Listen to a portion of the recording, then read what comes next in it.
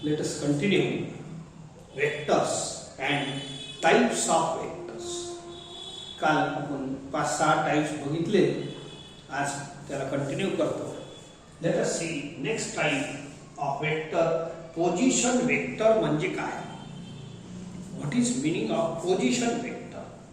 Position vector आहे position घेणारा vector.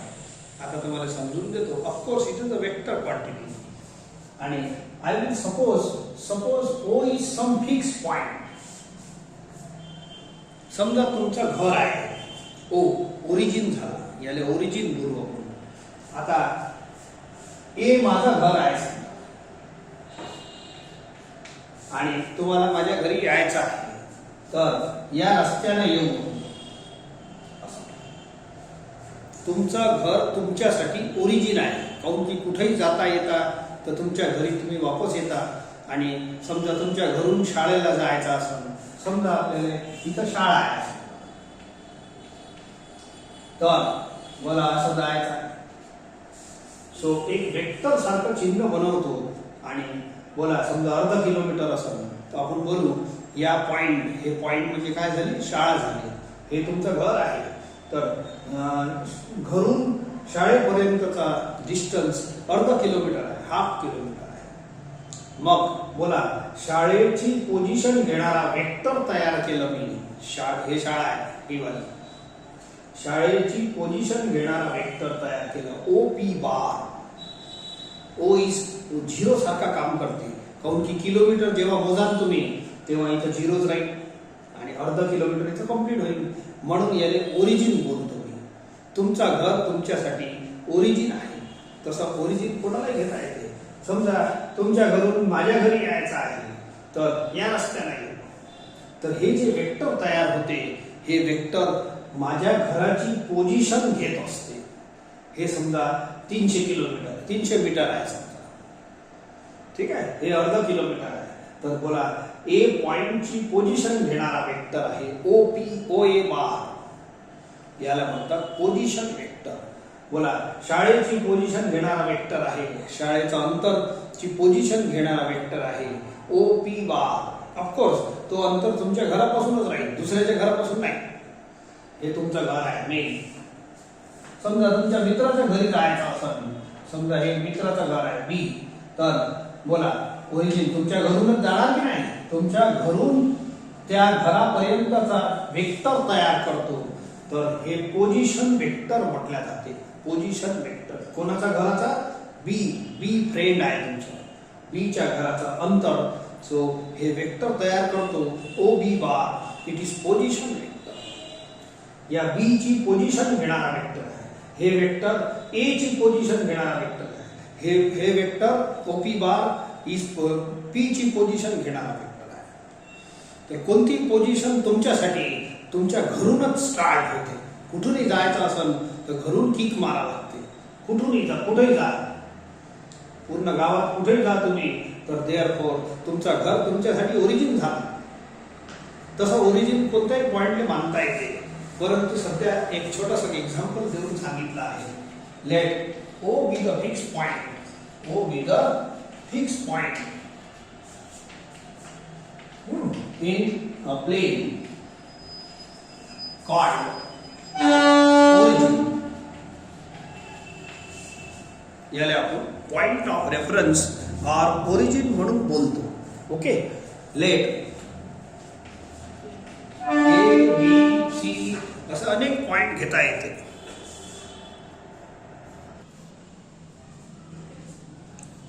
तर let A B C P D any other point.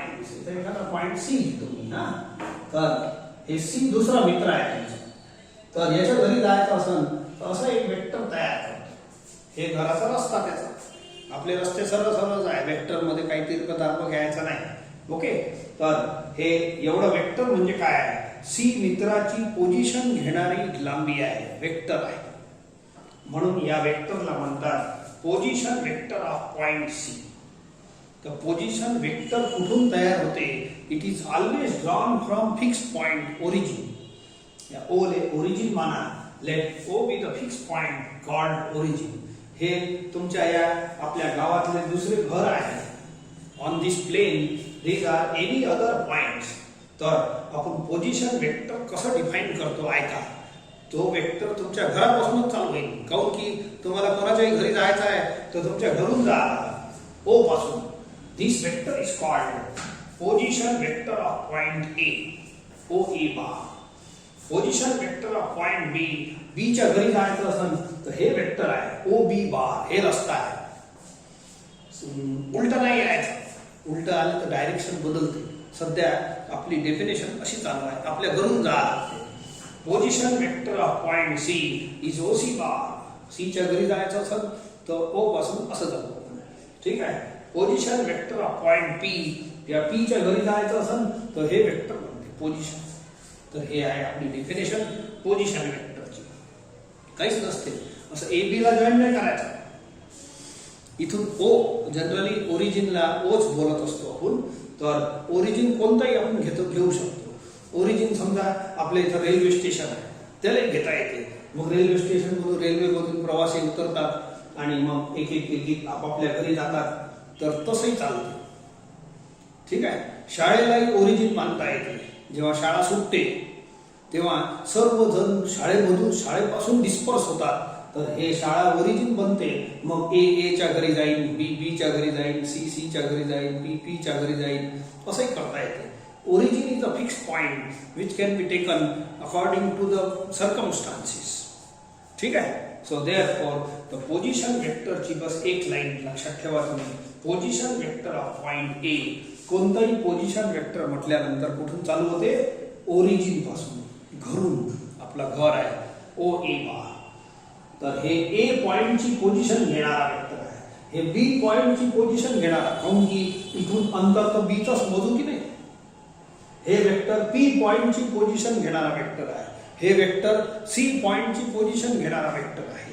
म्हणून position vector always starts from O origin.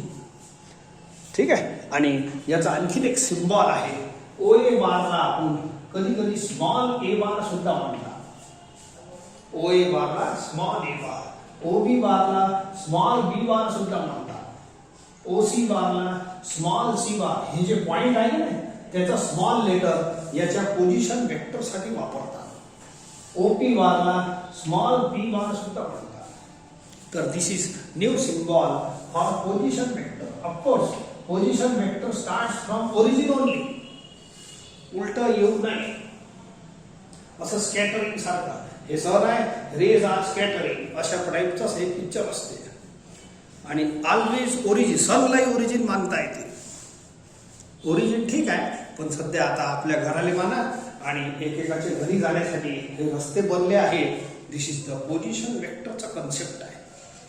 चला आता पुढचं घेतो. How to add now two vectors. Now see algebra of vectors. याच्यात addition, subtraction, multiplication अशा गोष्टी येतात. तर first how to add two vectors. See. समजा एखादा वेक्टर असा आहे ए बार आणि हे आहे वेक्टर बी बार. समजा स्मॉल लेटरने वेक्टर डिनोट करतात. Okay. So A bar and B bar are two vectors आणि यांना ऍड करायचं आहे. तर मग ऍड कसं करायचं ऐका. या ए बारला बी काल इक्वल वेक्टरचा कन्सेप्ट समजून दिला आहे. इक्वल वेक्टर म्हणजे काय? Same magnitude and same direction. याची लेंथ जेवढी असेल तेवढ्याच लेंथ आकाराचा एक वेक्टर आणखीन काढतो. Of course its name is also A bar. बिलकुल सेम टू सेम काढायचा, पॅरलल काढायचा, सेम डायरेक्शन. बोला सेम डायरेक्शन आहे. आता बी याला मी थोडंसं नाव देतो A B bar. Okay. Let A B bar is equal to A bar vector. ठीक आहे. या वेक्टरला मी याचा एक इक्वल वेक्टर काढतो. इक्वल वेक्टर असं काढता येते आपल्याला दुसऱ्या ठिकाणी. इक्वल तर तेव्हाच राहील जेव्हा equal magnitude and equal direction. Same magnitude same direction. हे पहा length same direction same parallel काढता आणि सेम काल समजून दिलाय याचा इक्वल वेक्टर इथून काढा. This is B bar. काहीतरी एंड पॉइंटले नाव देऊ टाका. BC bar is equal to B bar. याचं इक्वल वेक्टर एवढंच काढा इथून या पॉइंट पासून. Of course you have to draw parallel आणि equal magnitude and same direction. Same direction काल सांगितलं आहे, it exist only in parallel lines. असं काढायचं पिक्चर. यांचे दोघांचे इक्वल वेक्टर इथं काढले. फक्त एक कॉमन पॉइंट घेतलं मी. आता आय विल जॉईन दिस. तर हे जे वेक्टर बनते तिसरा AC bar, it is called addition of A bar and B bar. हे फिजिक्स मध्ये तुम्हाला आलेलं आहे कन्सेप्ट. सो दोन वेक्टरचं एडिशन हे ट्रायंगल मध्ये ऍड होतात. असं नाही याच्यात एक तीर आहे दुसरा तीर आहे एकामेकाला जोडलं असं तर हे असे जोडलं तर ऍडिशन झालं असं नाही. तुम्ही डायरेक्शन बदलू शकत नाही. कोणत्याही वेक्टरची डायरेक्शन बदलू शकत नाही. याला असंच बनवावं लागलं. इक्वल वेक्टरला आपण दुसऱ्या ठिकाणी रिप्लेस करू शकतो, बनवू शकतो. तर हे जे हे वाला बनते third side of the triangle, हे this is called addition of this two vectors. A bar आणि B बार याचा एडिशन कोण असते?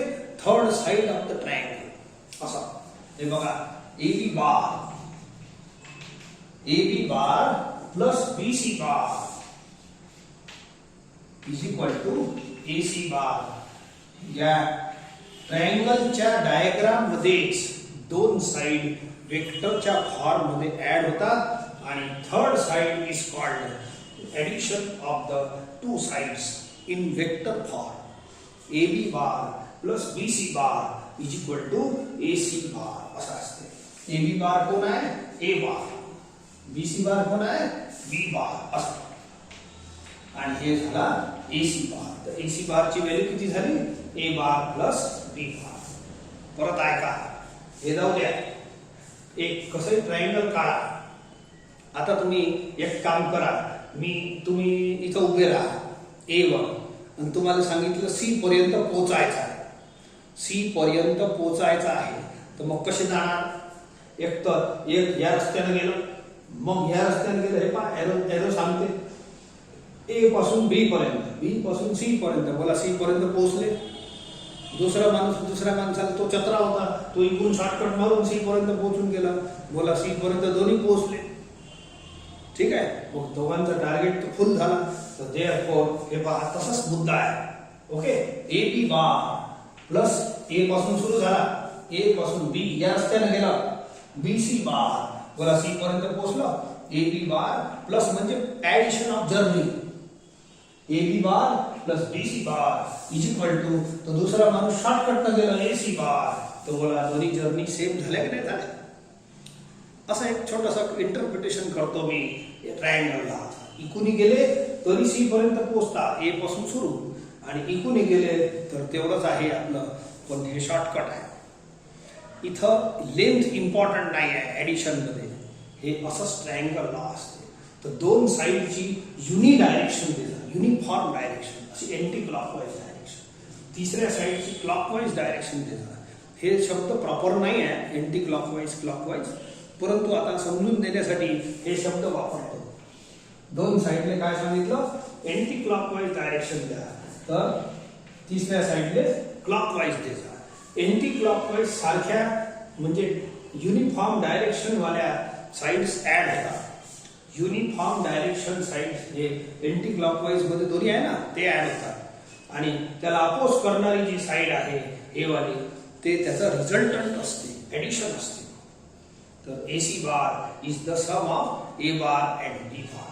हे एंटी क्लॉकवाईज क्लॉकवाईज चुकीचे शब्द आहे, परंतु for your convenience I am speaking.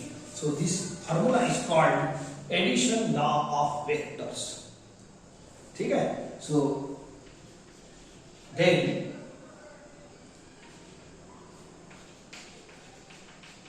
addition of A bar and B bar is given by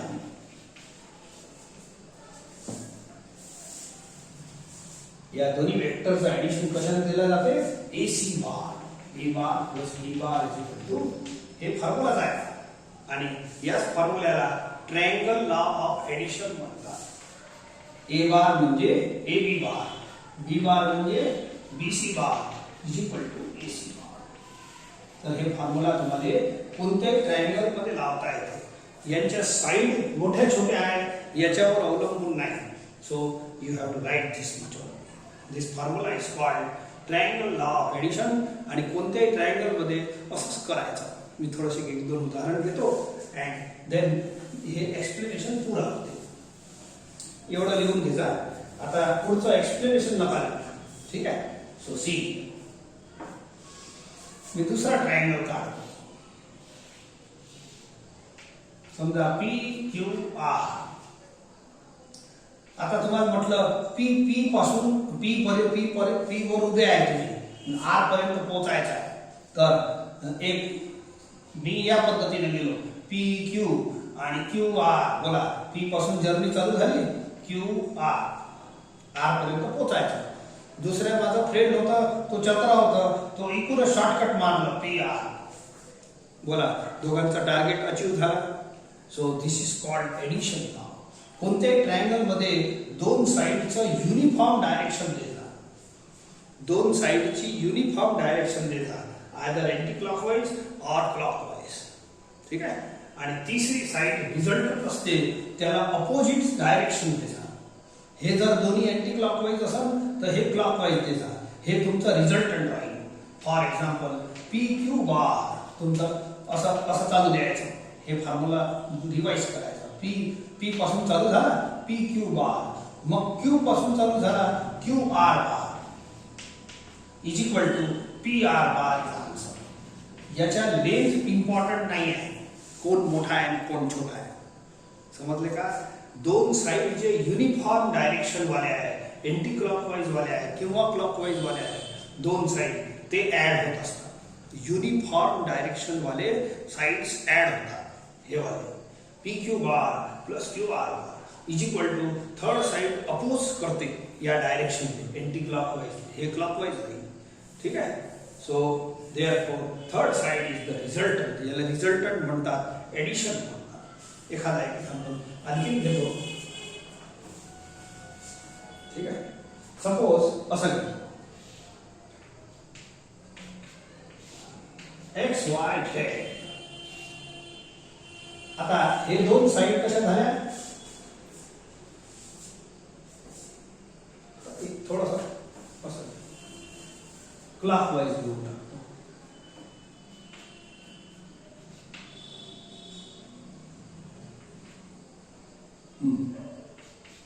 असं. ठीक आहे. So now these are two sides clockwise direction. कोणत्याही ट्रायंगल मध्ये डायरेक्शन हे पहा, वेक्टर शिकून राहिले तर magnitude and direction are main parts of vector. तर दोज आर इम्पॉर्टंट. कोणताही फिगर काढा तर त्याचे डायरेक्शन महत्वाचं नाही. ठीक आहे. मग डायरेक्शन साठी सांगत आहे तुम्हाला हे दोन, कोणतेही दोन साइड युनिफॉर्म डायरेक्शन, म्हणजेच एक तर दोन्ही साइड एंटी क्लॉकवाईज नाही तर दोन्ही साइड क्लॉकवाईज. हे बघा, हे दोन साइड कशा होत्या? Anti clockwise. हे दोन साइड क्लॉकवाईज. हे दोन साइड ऍड होतात. आणि तिसरी जे साइड असते याला अपोज करणारी साइड असते. हे जर क्लॉकवाईज असेल तर याला एंटी क्लॉकवाईज का? हे एंटी क्लॉकवाईज होतं तर हे क्लॉकवाईज का? तिसरी साइड. अशीच पद्धत आहे, असंच करावं लागतं. आणि युनिफॉर्म साइड वाल्या वेक्टर्स ऍड होणार, साइड्स ऍड होणार. XY bar plus YZ bar is equal to third side जे अपोज करते, that is the answer. Addition of these two, XZ bar, XY bar plus YZ bar. असा. बोला, X पासून journey सुरू झाली, Z पर्यंत खतम झाली. आणि इथूनही शॉर्टकट मारला तुम्ही तर X पासून Z पर्यंत आले. म्हणजे अचीवमेंट सेम आहे. तुम्ही या रस्त्याने आले तरी X पासून सुरू होऊन Z पर्यंत पोहोचता, आणि या शॉर्टकटने आले तरी तेच अचीव होते. ठीक आहे. So this is called addition of two vectors. आणि सेम डायरेक्शन वाले, सेम म्हणजे युनिफॉर्म डायरेक्शन वाले वेक्टरच ऍड होतात. युनिफॉर्म डायरेक्शनचा अर्थ आहे दोन साइड एंटी क्लॉकवाईज असतील तर युनिफॉर्म, किंवा क्लॉकवाईज असतील तर युनिफॉर्म. ठीक आहे. तुम्हाला फिगर काढायची गरज नाही, असंच ऍड होते. पहा, याचा टर्मिनल कोणत्याही वेक्टर मध्ये पहिला पॉइंट इनिशियल पॉइंट असते, दुसरा पॉइंट टर्मिनल पॉइंट असते. तर याचा टर्मिनल पॉइंट दुसऱ्या वेक्टरचा इनिशियल पॉइंट हे सेम असलं तर असं मनात समजा बी बी कटले, बोला एसी उत्तर. फिगर नाही बनवलं तरी आन्सर लिहिता येते.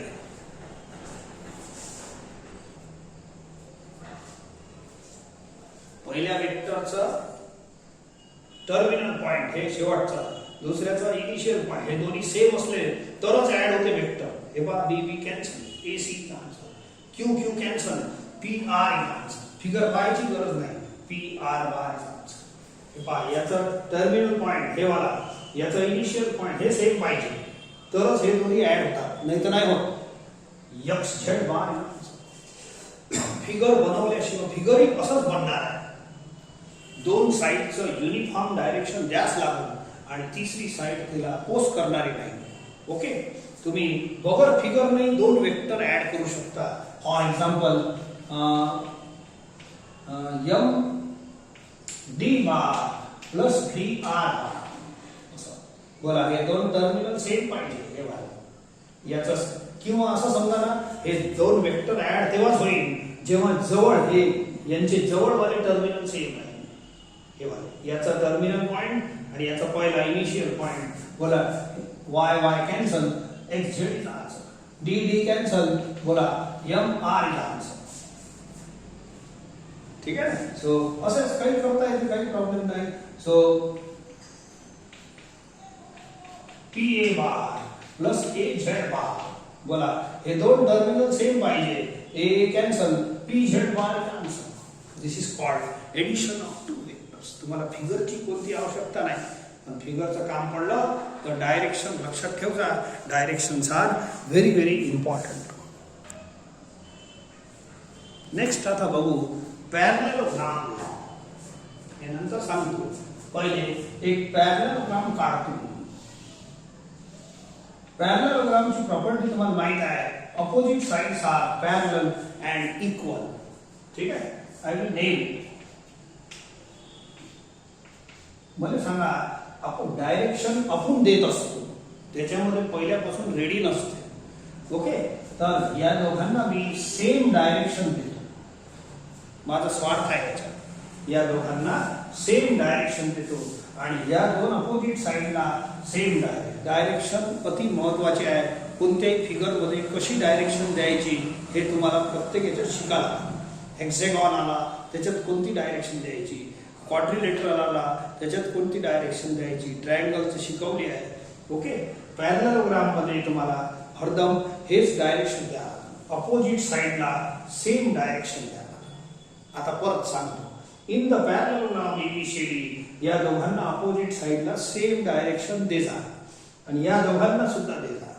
मग काय होईल, कालच्या इक्वल वेक्टरच्या डेफिनेशन प्रमाणे when the two vectors are equal, when they have same magnitude, बोला दोघांची लेंथ सेम आहे.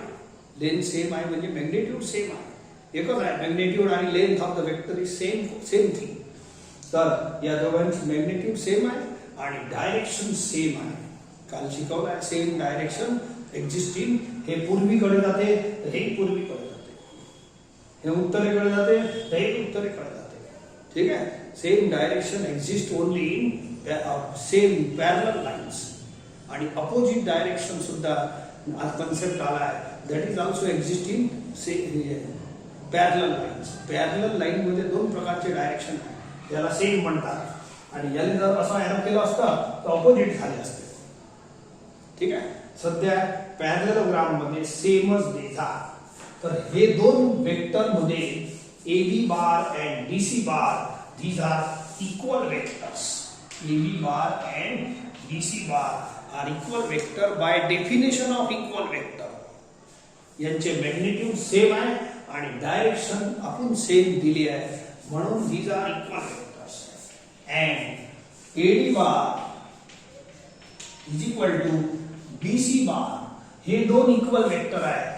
याचं एक कारण सेम आहे, same magnitude same direction. In parallelogram, हे पॅरलेलोग्रामची प्रॉपर्टी आहे ABCD. ही प्रॉपर्टी तुम्हाला लक्षात ठेवायची आहे, महत्वाची आहे. हे दोन वेक्टर अपोजिट साइड वाले वेक्टर इक्वल असतात because they have same magnitude and same direction. ठीक आहे. आता एक काम करतो, या वेक्टरले मी ए बार मानतो, याला बी बार मानतो. ठीक आहे. Let A B bar is equal to A bar and A D bar is equal to B bar. हे दोन ऍडजसेंट साइड्स, हे दोन काय, be adjacent sides, be adjacent sides of parallel. मला सांगा, हे दोन जर इक्वल वेक्टर आहे, हे दोन इक्वल वेक्टर आहे, ए बी बार आणि बी सी बार, हे दोन तर इक्वलच आहे. मग हे ए बार झाला तर हे ए बार होईल. ठीक आहे. आता हे दोन इक्वल आहे, हे वाला आणि हे वाला, तर हे बी बार आहे तर हे बी बार होईल नक्कीच. A D bar is equal to B C bar, A D bar is equal to B C bar. A D बारला मी बी बार मानलेला आहे. आता एक काम करतो, या डायगोनलला जोडतो. दोन ट्रायंगल तयार झाले असू द्या. तर एक ट्रायंगल पहा, बोला या दोघांच्या डायरेक्शन कशा झाल्या, एंटी क्लॉकवाईज. हे फक्त खालचं ट्रायंगल पहा, या दोघांच्या डायरेक्शन कशा झाल्या, एंटी क्लॉकवाईज. तुम्हाला या जे एसी आहे याची डायरेक्शन क्लॉकवाईज मध्ये द्यायला कंपल्सरी आहे. ट्रायंगलच्या डायरेक्शन मध्ये दोन साइड युनिफॉर्म डायरेक्शन मध्ये राहील आणि एक अपोज करणारी राहील. ठीक आहे. सो इन ट्रायंगल एबीसी, बोला ए बी बार प्लस बी सी बार आणि युनिफॉर्म डायरेक्शन एंटी क्लॉकवाईज वाले साइड्स ऍड होतात. बोला ए बी बार प्लस बी सी बार असं बोला. एरो सांगते ना, इकडून इकडे जा, इकडून इकडे जा, सी वर थांबा. आणि हे वाला डायरेक्ट शॉर्टकट जर्नी आहे, is equal to A C bar. समजले का? ए बी बार प्लस बी सी बार हे एरो सांगतात, is equal to A C bar. A B bar ची व्हॅल्यू आहे ए बार, बी सी बार ची व्हॅल्यू आहे बी बार. हे इथे लिहिलं आहे, B C bar is B bar and is equal to A C bar. तर बोला डायगोनलची व्हॅल्यू किती झाली, ए बार प्लस बी बार. ठीक आहे. अँड हे झाला in triangle A B C. आता वरचा ट्रायंगल पहा बरं, A D C. In triangle A D C परत ट्रायंगल लावला. बोला याची हे दोन साइड क्लॉकवाईज आहे, युनिफॉर्म डायरेक्शन आहे.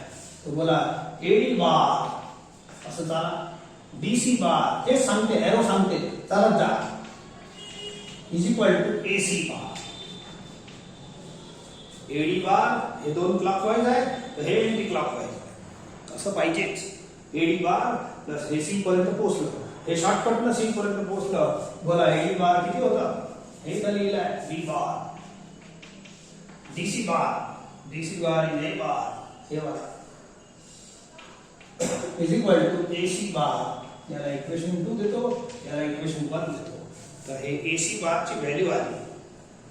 फ्रॉम 1 and 2 RHS सेम आहे, तर मी therefore from 1 and 2 बोलो RHS is same, therefore LHS is also same. A bar plus B bar is equal to B bar plus A bar. समझले का? So therefore this is called commutative property of vector. म्हणजे vector addition is commutative असं बोलता येईल. Vector addition is commutative म्हणजे ए plus जसं number मध्ये असते 5 plus 4 करा आणि 4 प्लस 5 करा, दोघांचा आन्सर सेम येणार, याला कम्युटेटिव्हिटी म्हणतात. ठीक आहे. असं प्लस मध्ये होते, इंटू मध्ये होते, अशी कम्युटेटिव्हिटी. तर तसंच याच्या खाली लिहून घ्या, this property is called commutativity. Vector addition is commutative लिहून देतो. So you have to note it. हे एक महत्वाचा पॉइंट आहे, ते नोट करा. ओके. एवढं लिहिल्यानंतर सो हे त्याचा लॉ झाला. A and B bar are adjacent sides. बोला हे एडजसेंट साइड्स आहे, तर its diagonal is given by A bar plus B bar. आणि या फॉर्म्युल्याला म्हणतात commutative law. Commutative law of vector addition.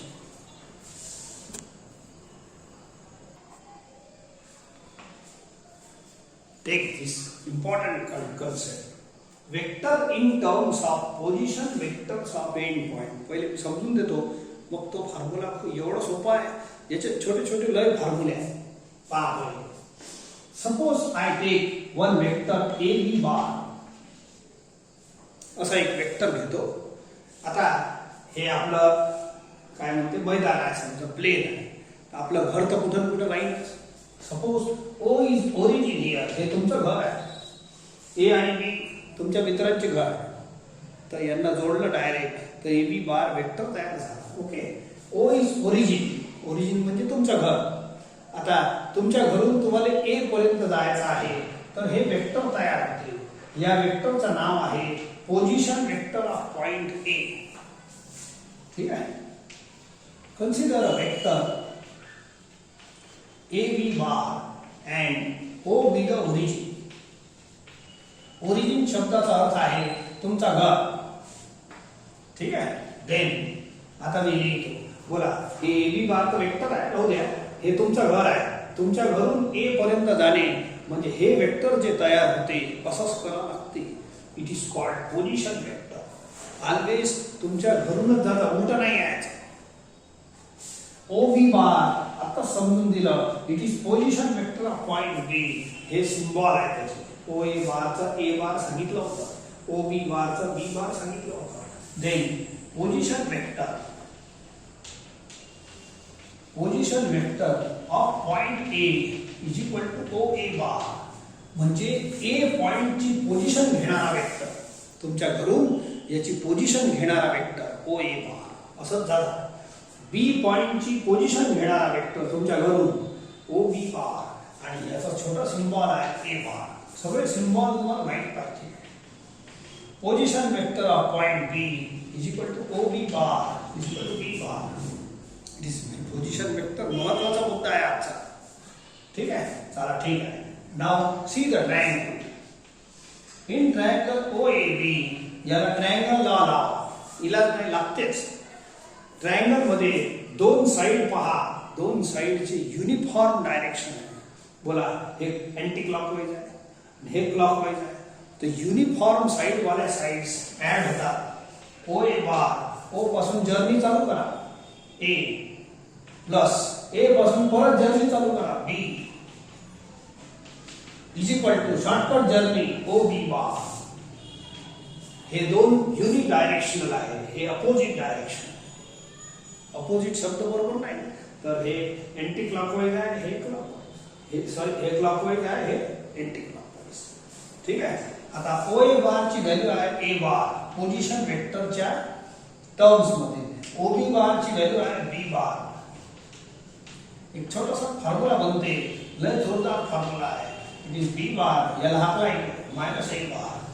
So this is a small and very important formula of the vector. A B bar equal to B bar minus A bar. बोला, point A चा position vector A bar, point B चा position vector B बार. तुम्ही position वेक्टरचा मुद्दा एकदम clear करून घ्या. तर ए बी बार जे वेक्टर आहे, हे डायरेक्ट वेक्टर जो आहे तो सेकंड पॉइंटचा पोझिशन वेक्टर, हे सेकंड पॉइंट मायनस फर्स्ट पॉइंटचा पोझिशन वेक्टर. तर दिस इज द फॉर्म्युला. मी या फॉर्म्युल्याला असं लिहितो, any vector is expressed as A B bar is equal to काय फॉर्म्युला आला आपला. हे डेरिवेशन, जे छोटे छोटे डेरिवेशन आहेत ते तुमच्यासाठी महत्वाचे नाही आहे, पण समजण्यासाठी महत्वाचे आहे. ठीक आहे. एकदम छोटे छोटे जे डेरिवेशन तुम्हाला बोर्डात विचारतात ते मी सांगत जाईन, ते केअरफुली करायचे, पण हे समजून घ्यायचे. A B bar any vector is equal to what is B bar. B bar is position vector of point B. तर position vector of point, terminal point. B कोण आहे, ए बी चा. हे इनिशियल पॉइंट, हे terminal point in the vector A B bar of terminal point minus position vector A bar कोण आहे. A bar is position vector. A bar is position vector of ए. ए म्हणजे initial point. तर हे formula तुम्हाला लक्षात ठेवायचा एकच आहे. A B bar is equal to B bar minus A bar. Generally position vector जे असतात की नाही, तर मोठा पॉइंट असला ओ तो ओरिजिन राहतेच, तर त्याचा छोटा letter is position vector of point A. B point आहे तर छोटा लेटर आहे ना बी, त्याचा पोझिशन वेक्टर असते. सी असलं तर छोटा C bar is position vector of point C. हे असे डेफिनेशन चालत असते. समजा एम असलं, छोटा एम बार लिहायचा, M bar is position vector of point M. समजा इथं एम पॉइंट आहे तर हे आहे position vector of point M, याला एम बार म्हणतात. तर अशा पद्धतीनं position vector is simply written by small letters. A चा पोझिशन वेक्टर ए बार, बी चा पोझिशन वेक्टर बी बार, हे वेक्टर आहे. ठीक आहे. तर ए बी बार काय बनते, B bar minus A bar. Second point minus first point. मी थोडेसे एक्झाम्पल घेतो तर हे फॉर्म्युला आणखी क्लिअर होईल. Any vector is expressed as position vector of terminal point. हे वेक्टर आहे माझ्यासाठी, तर या वेक्टरचा टर्मिनल पॉइंट बी आहे, position vector of terminal point minus position vector of initial point. A bar म्हणजे कोण, याचा इनिशियल पॉइंट.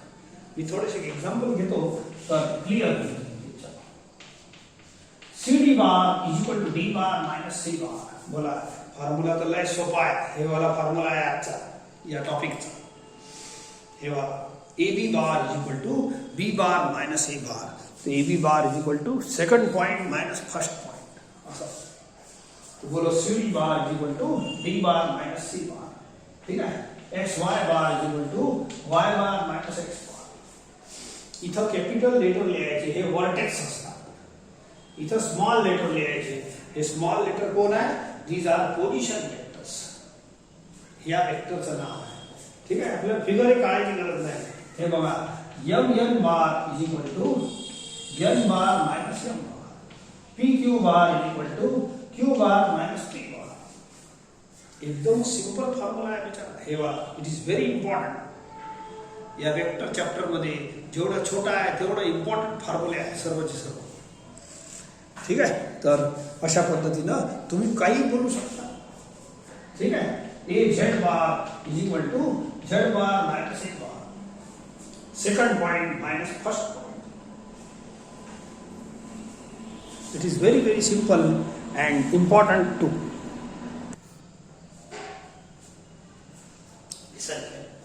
इफ स्केलर मल्टिप्लिकेशनचा मतलब काय.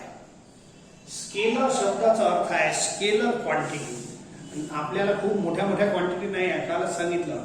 स्केलर म्हणजे real number is a scalar quantity, constant is a scalar quantity. तर के is a real number और constant it is a scalar. आपण जेव्हा केव्हा स्केलर बोलू तुम्ही समजून जायचं स्केलर म्हणजे number, it is a constant. ठीक आहे. दुसरा कोणताच अर्थ नाही. ए बार इज अ वेक्टर. तर एक नंबरला मी ए बार शी मल्टिप्लाय करतो तर काय बनते, के ए बार. हे एक वेक्टर बनते. तर या वेक्टरला म्हणतात स्केलर मल्टिप्लिकेशन. मग जेव्हा के ए बार वेक्टर बनते तर मग याचा मॅग्नेट्यूड किती असलं पाहिजे आणि डायरेक्शन किती असली पाहिजे ते डिस्क्राईब केलं आहे. या वेक्टरचा magnitude K times of A बार असते, समजून देतो. आणि डायरेक्शन आणखी तेही समजून देतो. ठीक आहे. ऐका पहिले एक वेक्टर काढतो जेणेकरून तुम्हाला हे मुद्दा समजून जाईल. Suppose A bar is a vector. Suppose its length is 3 centimetre. For example 3 centimetre याची लेंथ आहे. आता मला जर हे पहा की ए बार म्हणजे काय, नंबर इंटू ए बार. के ए बार म्हणजे काय, नंबर इंटू ए बार. मी एक काम करतो 2a बार काढतो. तो नंबर इंटू ए बार. तर ही एक वेक्टर क्वांटिटी आहे. बोला बार लागला आहे की नाही. दिस इज अ स्केलर मल्टिप्लिकेशन. आणि हे वेक्टर आहे. याचा वेक्टरचा मी चित्र काढून देतो तेव्हा तुम्हाला समजून जाईल. हे वेक्टर याच्या दुप्पट राहील. हे समजा 3 सेंटीमीटरचा आहे तर 2 into 3 it is of 6 centimetre. It is of 6 centimetre असा. And its direction is same. Same म्हणजे पॅरलल काढायचं लागेल तुम्हाला. 2a bar is a vector. इथं डिस्क्राईब केला आहे पण मी इथं एक्सप्लेन करतो. 2a बार याला कोणत्याही नंबरने मल्टिप्लाय करा चालते. पॉझिटिव्ह निगेटिव्ह सगळं करून दाखवतो. तर हे जे नंबर असते बोला याची लेंथ 3 असली तर दुप्पट लेंथ राहील. 2 आहे ना म्हणून दुप्पट राहील. 2 times of A bar is length. याची 3 सेंटीमीटर आहे तर याची 6 सेंटीमीटर आहे. आणि डायरेक्शन विल बी सेम. इथं लिहिलं आहे direction is same. Same direction काल सांगितलं. Same direction exist only in parallel lines and opposite direction also exist in parallel. समजा या वेक्टरने मी -2 शी मल्टिप्लाय केला तरी हे स्केलर मल्टिप्लिकेशनच असतो. Then how to draw this vector. ही वेक्टर क्वांटिटी आहे. मग याची लेंथ ही दुप्पटच राहील. 2 आहे की नाही. याची लेंथ 3 सेंटीमीटर आहे तर दुप्पट म्हणजे 2 टाइम्स ऑफ ए बार तर इट इज 6 सेंटीमीटर. हे 6च आहे. हे दुप्पटच आहे. 6 ट्वाइस ऑफ ए बार म्हणजे twice into 3 twice into 3 6 but opposite direction. या -2 ए बार दिस वेक्टर याची डायरेक्शन कशी राहील निगेटिव्ह राहील. निगेटिव्ह डायरेक्शन इकडे असते पॉझिटिव्ह डायरेक्शन इकडे असते म्हणजे अपोजिट असते. तर हे पॉझिटिव्ह 2 न मल्टिप्लाय केलं पॉझिटिव्ह नंबर न मल्टिप्लाय केलं तर या वेक्टर सोबत सारखी डायरेक्शन राहील सेम डायरेक्शन. निगेटिव्ह नंबर न मल्टिप्लाय केला तर याच्या अपोजिट डायरेक्शन. हेच लिहिलं आहे. जर के पॉझिटिव्ह असलं ग्रेटर दॅन 0 म्हणजे positive direction is same to A bar आणि के निगेटिव्ह असलं तर direction is opposite to A bar. असं परत आहे का. समजा मला 3 ए बार काढायचा आणि समजा काही प्रॉब्लेम नाही तर हे वेक्टर बनते स्केलर मल्टिप्लिकेशन. हेच आपण याच्यात शिकून राहिलो. तर याची लेंथ किती राहील 3 टाइम्स ऑफ ए बार. याची 3 सेंटीमीटर आहे. बोलो 3 into 3 9 सेंटीमीटर याची length. And direction is same. जर हे प्लस नंबर असलं तर याची डायरेक्शन आणि याची डायरेक्शन सेम. याची डायरेक्शन आणि याची डायरेक्शन सेम. हे प्लस नंबर आहे ना हे प्लस आहे. या नंबरच्या मल्टिपल मध्ये मॅग्निट्यूड असते. Twice of A bar thrice of A bar. तर याची 3 सेंटीमीटर होती तर याची 3 into 3 9 सेंटीमीटर लेंथ आहे. जर पॉझिटिव्ह नंबर असलं तर यांच्या डायरेक्शन सेम आहे.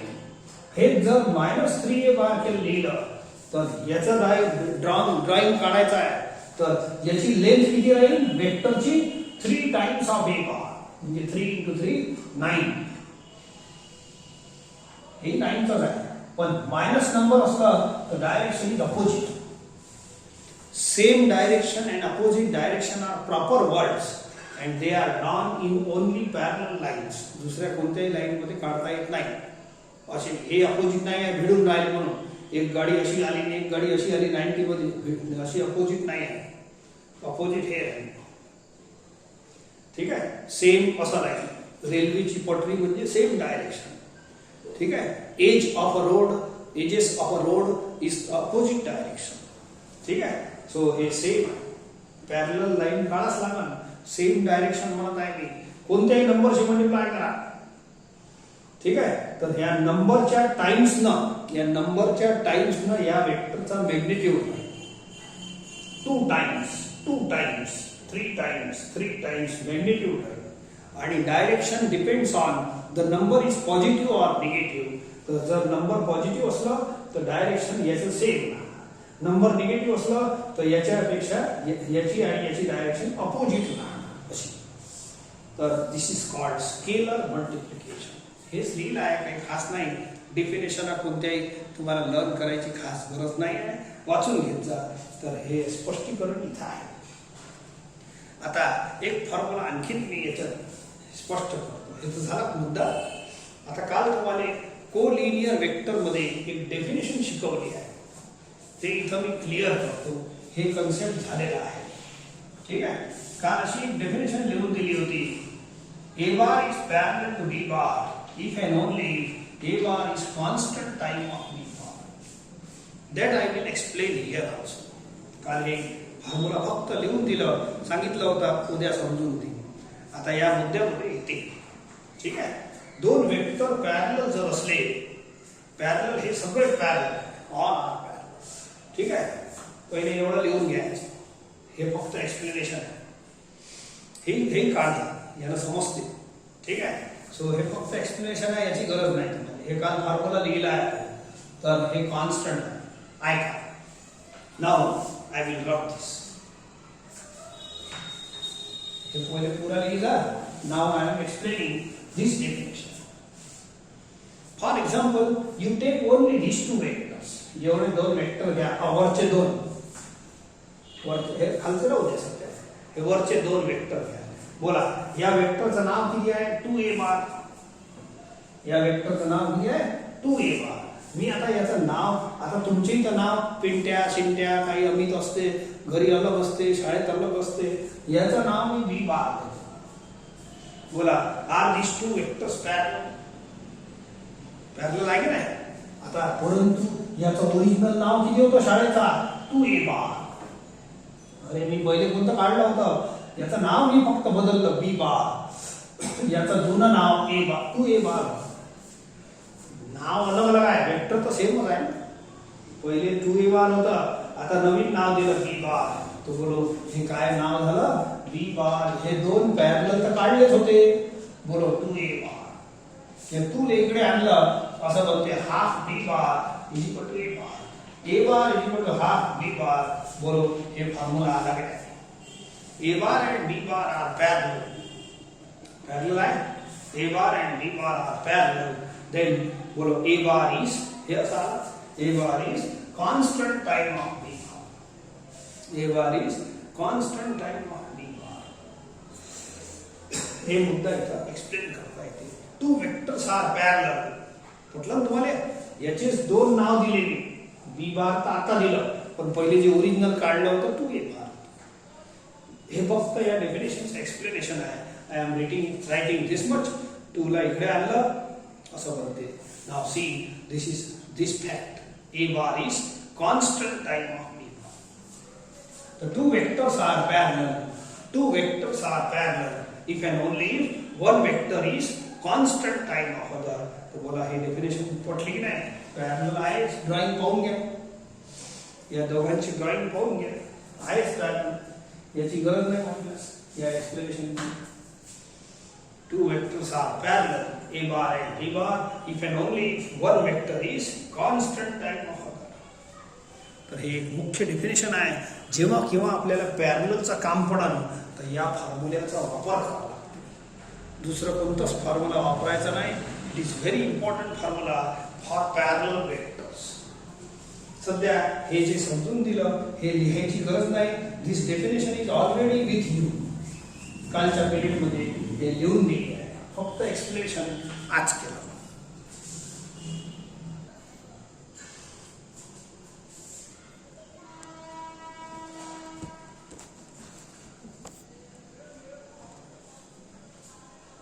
हे दोन छोटे छोटे फॉर्म्युले आहेत. असे समजून घ्या.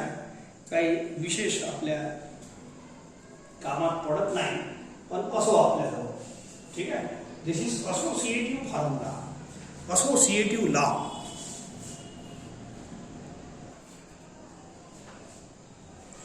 असोसिएट करणे म्हणजे हे ब्रॅकेट जे लावले आहे ना, असोसिएटिव्ह लॉ ऑफ एडिशन. ठीक आहे. सो हे तीन वेक्टर जर ऍड करायचे असतील त्याचा फॉर्म्युला आहे. तीन नंबरही ऍड करायचे असतील. पहा 2 + 3 + समजा 10. तर ठीक आहे, नंबर असले म्हणजे सोपं जाते. परंतु या वेक्टर मध्ये कसं ऍड करायचं आहे का. पहिले हे दोन ऍड करायचे. ब्रॅकेट सांगतात bracket should be solved first. हे दोन ऍड करा. मग किती होते 13. 13 आणि 2 15. असं होते. या LHS चा अर्थ असा आहे. What is meaning of RHS. A म्हणजे 2, B म्हणजे 3 आणि C म्हणजे 10. A म्हणजे 2, B हे नंबर आहे. नंबर मध्ये मी एक्सप्लेन करून राहिलो. हे वेक्टर आहे. नंबर मध्ये ही प्रॉपर्टी करेक्ट आहे. याला असोसिएटिव्ह प्रॉपर्टी म्हणतात. तर इथं याले ब्रॅकेट लावला आहे. ब्रॅकेटचा अर्थ आहे bracket should be solved first. बोला 2 + 3 5 + 10. बोलो असं ऍड केलं तरी 15 येते. असं केलं तरी. या भागात कसा ऍड केला. या दोघांना पहिले ऍड केला आणि मग तिसऱ्या सोबत ऍड केला. याच्यात काय केलाय शेवटच्या दोनले पहिले ऍड केला. Bracket should be solved first. Bracket वाला भाग पहिले सोडवा लागते तरी आन्सर सेम येते. म्हणजे पहिल्या दोनले ऍड करा की शेवटच्या दोनले ऍड करा. याला असोसिएट करणे म्हणतात. ठीक आहे, काही खास नाही, राहू दे. ओके, दोघांचा आन्सर हे ए प्लस बी प्लस सी आहे, हे ए प्लस बी प्लस सी आहे. काही हे 2 + 3 + 10 आहे, हे तसंच आहे. हे आपले साधे साधे आहे, डिस्ट्रीब्युटिव्ह प्रॉपर्टीज आहे. पुऱ्या वेक्टर चॅप्टर मध्ये ज्या टर्मवर बार नाही लावणार that is a scalar quantity, number आहे, कॉन्स्टंट आहे. आणि ज्याच्यावर बार लावू that is a vector quantity. बोला, हे अशी साधी साधी आपल्याजवळ प्रॉपर्टी होतीच. 2 × x + y. बोला काय करतात? 2 × x + 2 × y. 2 × x याला डिस्ट्रीब्युटिव्ह प्रॉपर्टी म्हणतात. बोला, 2 ला डिस्ट्रीब्यूट केलाय की नाही? 2 × x + 2 × y. Same thing is written here. काही खास नाही आहे. m नंबर आहे, m n नंबर आहे. बोला, m × a + m × b. बस याचंच काम आहे, याचंही काम नाही पडत. हे राहू दे.